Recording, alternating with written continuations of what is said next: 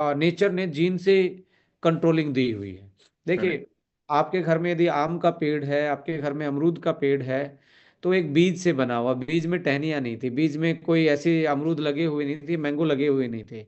अब उस छोटे से सीड इंफॉर्मेशन थी कि ये इतना बड़ा पेड़ बनेगा। अब वो बनने के लिए आपने क्या करना था? बचाना था, किससे? जंगली जानवर से बचाना था। और प्रॉपर टाइम पे उसकी खाद वाद और उसकी जो भी पानी वानी डालना था वो थे आपका, वो बहुत बड़ा पेड़ जाता है। तो ऐसे ही सेम लाइक हमारे ह्यूमन के केसेस में भी ऐसे ही होता है। सो यहाँ पे जब हमारी बॉडी डेवलप होती है, तो एक हमारा ब्रेन एंड बॉडी कोऑर्डिनेशन एक पार्ट होता है जिसको हम एंडोक्राइन सिस्टम बोलते हैं। एंडोक्राइन एक ग्लैंड्स होती हैं, ग्रंथियां होती हैं। ग्लैंड्स का काम है सिक्रेट करना हॉर्मोन्स को। और वो हॉर्मोन्स कुछ ना कुछ टारगेट होता है, उसका एक फंक्शन से टारगेट होता है। जैसे यदि हम सेक्सुअल हार्मोन की बात करें, तो मेल में मैं फीमेल से अलग दिखता हूं तो मेरे हार्मोन की वजह से दिखता हूं, क्योंकि उसने अपना हार्मोन ने अपना एक्सप्रेशन दिया है उस पर्टिकुलर जेंडर को। सो टेस्टोस्टेरोन भी एंडोक्राइन से ही आ रहा है। एंडोक्राइन में गोनेट्स जो होते हैं, वोमेन्स में ओवरी होती हैं, और मेंस में टेस्टिकल्स होते हैं।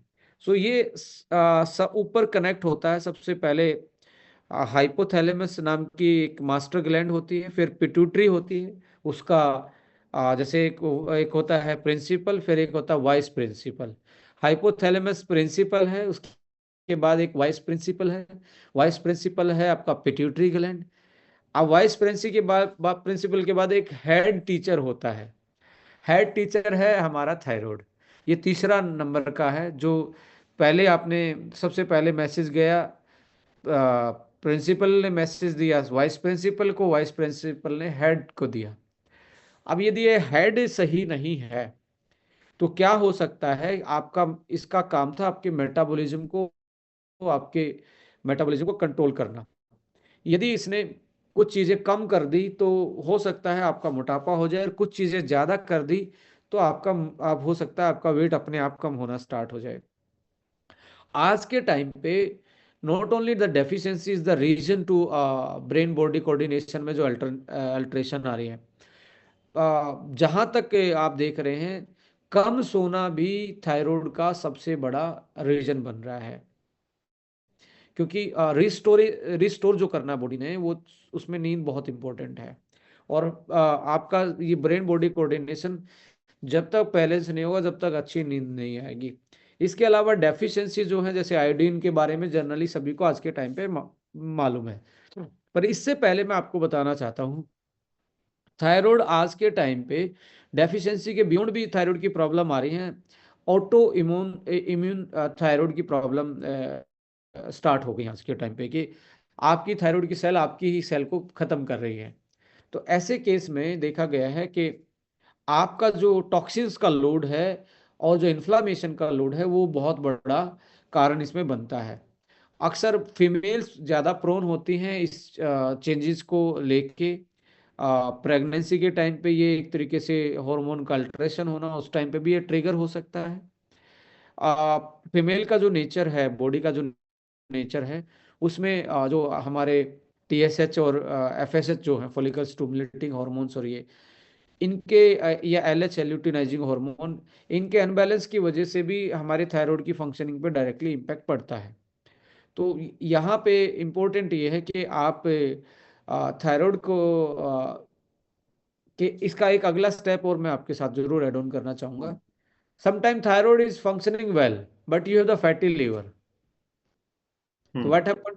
थायराइड ने बनाना था T4, और T4 को वो क्या करना था, यूज करने लग। जैसे आपने आज किसी को स्पॉन्सर किया अपनी टीम में, उसको काम करने के लायक उसको पहले प्लान प्रेजेंटेशन आनी चाहिए, प्रोडक्ट के बारे में नॉलेज देंगे, कंपनी क्या है, डायरेक्ट सेलिंग क्या है।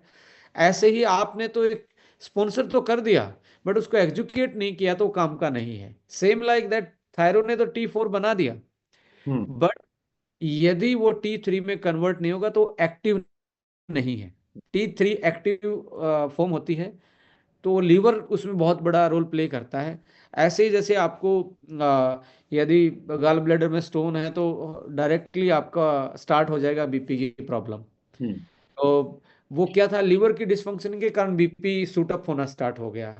आपका एक्युमुलेशन होना स्टार्ट हो गया टॉक्सिन्स का किडनी पे, तो किडनी पे पड़ा तो बीपी वहां से सूट होना स्टार्ट हो गया। तो these all the organs are well connected to each other, वो एक फंक्शन, एक दूसरे के फंक्शन से कनेक्टेड है। तो राइट। आज के टाइम पे थायराइड का ओनली पहले माना जाता था कि deficiency is the main reason, that is iodine deficiency. हम्म।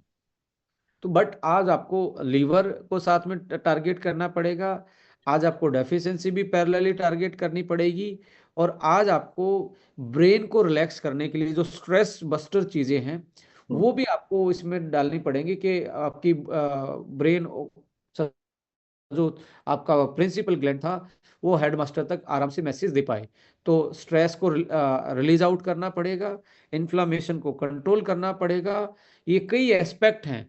अब अकेला आप थायरोक्सिन जो लोग लेते हैं, या हम्म। आप एलोपैथ में जो है वो आप एक तरीके से बाहर से, बॉडी को कोई सपोर्ट नहीं है, बॉडी खुद नहीं बना पा रही है, तो बाहर से एक्सपोर्ट दे देते हो आप कब तक ले पाएंगे?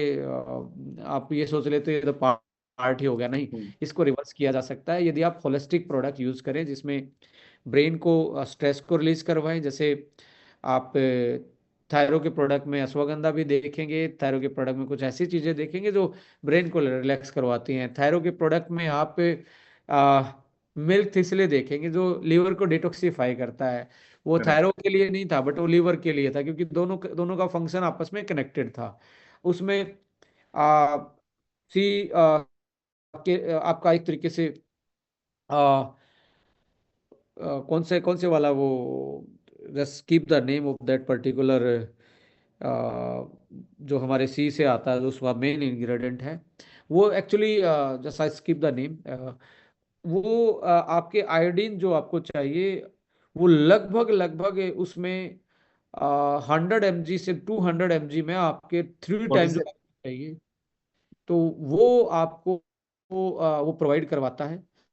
यस, ब्रजेश सिंह ने लिखा kelp. Very good sir, thank you so much remind करवाने के लिए। Raw kelp powder is the richest source of iodine, और आयोडीन भी उस फॉर्म में होता है जो बायो अवेलेबल होता है। देखिए मार्केट में आपको आयोडीन के बहुत सारे सप्लीमेंट मिलेंगे, बट वो एक्टिव उसकी आपकी सेल एब्जॉर्ब कर पाएंगे या नहीं कर पाएंगे ये पता नहीं है। तो आयोडीन आप किस फॉर्म में ले रहे हो, नेचुरल सोर्सेज के साथ क्या प्लग इन करें, तो इसमें आयोडीन डाला गया, एक्स्ट्रा भी डाला गया है। एंड रो कैल्प भी लिया गया। रो कैल्प एक समुद्री पौधा होता है, वो आयोडीन उसमें भरपूर मात्रा में होता है, बहुत ज़्यादा मात्रा में होता है। तो वो आयोडीन भी देता है और साथ में बहुत सारे ऐसे मिनरल्स देता है जो हमारी ओवरऑल सेल के लिए, बॉडी के लिए बहुत एक तरीके से बेनिफिशियल होता है, इंक्लूडिंग थायराइड के साथ। इसके साथ साथ आप देखेंगे बहुत सारी ऐसी चीज़ें डाली गई हैं जो आपकी डेफिशिएंसी को मीट आउट करवा रही हैं। एंड हॉर्मोन्स को भी टारगेट किया गया है कि आपके हॉर्मोन्स को, दूसरे हॉर्मोन्स को भी बैलेंस किया जाए। तो वो एक होलिस्टिक अप्रोच है, चाहे हाइपो है या हाइपर है, दोनों केस में आप इस प्रोडक्ट को यूटिलाइज कर सकते हैं। हाइपो में जल्दी रिजल्ट इसलिए आते हैं क्योंकि हाइपो बाय नेचर एक तरीके से जल्दी रिवर्स किया जा सकता है लाइफस्टाइल के मॉडिफिकेशन में, as compare to the hyper. Sir एक और इम्पोर्टेंट क्वेश्चन, जो लोग थायराइड की ट्रीटमेंट के लिए हॉर्मोन्स टैबलेट्स लेते हैं, थायरोनिन, थायरोक्सिन, जनरली देखा गया है कि 4-5 साल तक कॉन्टिन्यूसली उनको लेना ही पड़ता है। थोड़ा सा डोसेस डॉक्टर मॉडिफाई करके देते हैं। ऐसे केसेस में गुड लाइफस्टाइल, डाइटरी मॉडिफिकेशन के साथ साथ, उनके मेडिसिन के साथ साथ, अगर हम थायरो वन देते हैं और साथ में एडिशनल सपोर्टिव प्रोडक्ट देते हैं, तो हम एक थायराइड फंक्शन को रिवर्सल कितने वक्त में किया कर सकते हैं? यदि फ्रैंकली स्पीकिंग में बात करूं तो, यदि आप आज इजाजत दे तो मैं बोलूं, प्लीज। थायरो के लिए सबसे बेस्ट मेडिसिन है मेडिटेशन। ओके। और उसमें जो हम ओम वर्ड को गुनगुनाएं या वाइब्रेशनल किसी भी वर्ड को गुनगुनाएंगे, तो वो आपके गले में वाइब्रेशनल एनर्जी पैदा करता है और आपके गले में थायराइड होती है। जैसे वाह। ओ यहाँ पे आता है वाइब्रेशन, करेक्ट। मैं आपके सीधा हाइपोथैलेमस पे वाइब्रेशन लेके जाता है। तो वो एक तरीके से आपके एंडोक्राइन सिस्टम को ब्रेन और बॉडी कोऑर्डिनेशन में, इसलिए मेडिटेशन को बोला जाता है brain body coordination, because it's the vibrational energy जो हाइपोथैलेमस पिट्यूटरी और थायराइड के लिए डायरेक्टली एक तरीके से ट्रिगर का काम करते हैं। तो आप मेडिटेशन थायराइड के केस में बहुत जरूरी है। इसके साथ साथ थायराइड के केस में आप सप्लीमेंटेशन, यदि आप 3 एक महीने लगातार लेते हैं, और जैसे अभी सपोज करें if you taking the thyroxine 50 mg ले रहे हैं सपोज करें, तो एकदम से आपने 50 mg को खत्म नहीं करना है, लाइक आपने उसको 25 mg कर देना और ये साथ में कर देना है। फिर धीरे धीरे उसको अल्टरनेट डे पे कर देना है, इसकी डोज थोड़ी सी बढ़ा देना जिस दिन उसको नहीं ले रहे हैं। तो हम्म। ऐसे करके आप करेंगे तो बहुत सारे हमारी टेस्टिमनीज हैं, बहुत सारे अच्छे हमारे रिजल्ट हैं, उनकी बायोकेमिस्ट्री रिपोर्ट्स भी जो हैं वो हम्म। नॉर्मल वापस से नॉर्मल स्टेट में आने के हमारे पास बहुत सारी टेस्टिमनीज हैं बेसिकली देखा जाए तो ऐसे केस में आप 3 से 6 महीने अपने कुछ लाइफस्टाइल में मेडिटेशन करना, एक्सरसाइज करना, और कुछ ऐसे फूड हैं जिसको आपको अवॉइड करना चाहिए, लाइक मिल्क बेस्ड चीज़ें हैं वो आपको अवॉइड करनी चाहिए if you are suffering from the thyroid problem. So आपको दूध से जो भी बनी हुई मिठाइयाँ हैं या दूध वाली चीज़ें हैं, इसमें मैं लस्सी, छाछ और इन चीज़ों को, कर्ड को इस कैटेगरी से बाहर रखता हूँ because they are fermented, right. So उसमें आप मिल्क से बनी चीज़ें और हाई जो स्वीट, जो मिठाई मीठी चीज़ें हैं उनको आप अवॉइड करेंगे, साथ में फ्राई अवॉइड करेंगे, तो आप जल्दी रिजल्ट ले पाएंगे। तो थायरो 1 और आपका बेस्ट कॉम्बिनेशन मैं इसमें जरूर आयरन फोलिक और एसबीटीसी को जरूर इसमें ऐड ऑन करना चाहूँगा। Sir the last question, time भी ऑलमोस्ट खत्म होने वाला है। हमारे यहाँ में लोग प्रिवेंटिव केयर अभी तक इतना ज्यादा केयरफुल नहीं है लोग, थायराइड का पहले से कोई टेस्ट नहीं करता। तो ऐसे में कौन से लोगों को हम थायरो 1 एज ए प्रिवेंशन दे सकते हैं, किस तरह का सिम्टम्स या फिर किस तरह का लाइफस्टाइल वाले लोगों को फॉर प्रिवेंशन दे सकते हैं? देखिए, जो कम सोते हैं उनको तो ध्यान रखना ही चाहिए अपने हर ऑर्गन का। दूसरा, जो अपने डाइट में या मोटापे के शिकार हैं उनको भी रखना चाहिए। तीसरा ये है कि आप यदि प्लान कर रहे हैं फीमेल के केसेस में, आप यदि फैमिली प्लानिंग में है तो आप ज़रूर 3 से 4 महीने पहले आप थायराइड को थोड़ा सा टारगेट में रखिए कि आपके फिटस का जो डेवलपमेंट है वो थायराइड के डायरेक्टली कनेक्टेड है, क्योंकि मेटाबॉलिज्म उसी ने ही संभालना है। तो ऐसे केस में, और 40 के बाद जैसे वुमेन्स में ज़्यादा प्रोन होता है डिसफंक्शनिंग ऑफ द थायराइड की जो ग्लैंड की डिसफंक्शनिंग है, तो ऐसे केस में आपको जो अमेजिंग 40 है, मेनोपॉजल सिम्टम्स आपको ज़्यादा है, तो you can take the thyro along with the amazing 40+। So ऐसे केस में आप ले सकते हैं। और हर्बोन्यूट्रिजेनिक्स के कोई भी प्रोडक्ट में आप ओनली बीमारी को रिकवर करने ना ढूंढे, बीमारी के प्रिवेंशन में भी आप सिंपली उनके एक डोज, जैसे सिंपली मैं ब्रेन 1 को कब यूज़ करता हूँ, मैं जब रात को ट्रेवल करता हूँ तो मैक्सिमम केसेस में एसवा 1 और ब्रेन 1 को मैं यूटिलाइज कर लेता हूँ। I don't have any problem, any other deficiency, कोई ऐसा मेरे अंदर सिम्टम्स नहीं है। बट मैं वेलनेस में लिमिटेड डोज में यूज़ करता हूँ, मैं हैवी डोज यूज़ नहीं करता हूँ। मैं डाइट से भी, और मेरे लाइफस्टाइल को, मैं जिस तरीके से अपनी लाइफ को जी रहा हूँ और जिस तरीके से नेचुरली तरीके से जीना था, जो उसमें अल्टर है उसके बीच में गैप को फिल करने के लिए I am using this kind of supplements, जिससे मैं मैनेज कर पाता हूँ अपने प्रोफेशनल लाइफ और पर्सनल लाइफ, राइट। क्योंकि आज के टाइम पे पर्सनल लाइफ जो है वो बहुत छोटी होगी, प्रोफेशनल लाइफ बहुत बड़ी होगी सभी की।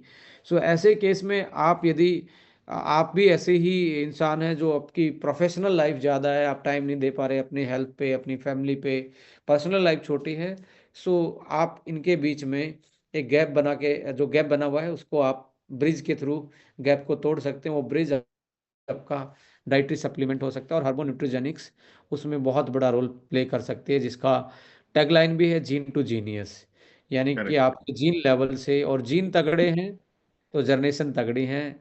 ये साइंस ने भी प्रूवन किया है और ये सभी को मालूम है। So thank you so much. Thank you so much for this wonderful session, हमने बहुत सारे बातें की। सो मैं सारे हमारे डिस्ट्रीब्यूटर से रिक्वेस्ट करूंगा कि जितने भी प्रोडक्ट्स की हमने बात की है कॉमन डिजीज से रिलेटेड है, आप लोग खुद भी इस्तेमाल करें, और जैसे हमने डिस्कस किया उसी हिसाब से आप लोगों को भी रेकमेंड करें। और कल हम लोगों का एनिवर्सरी का दिन है। मैं चाहूंगा विक्रांत सर हमारे सारे डिस्ट्रीब्यूटर को कोई मैसेज अगर देना चाहें तो।